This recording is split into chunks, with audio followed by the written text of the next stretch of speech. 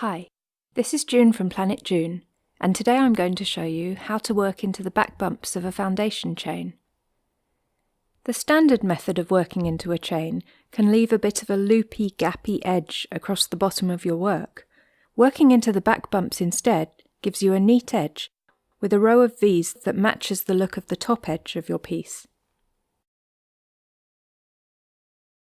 If you look at a crocheted chain, you'll see that it's formed from a row of V shapes. If you turn the chain over, you'll see a row of bumps.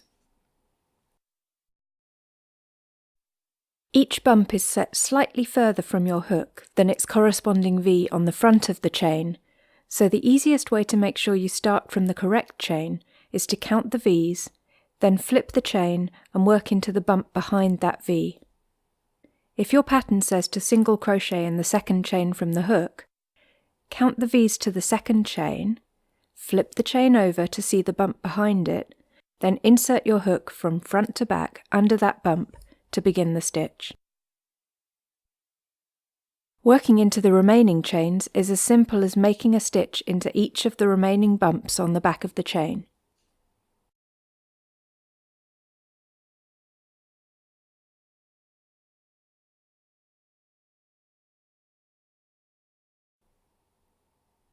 And the result is a neat edge across the bottom of the work, with a row of V's visible that matches the top edge of your work.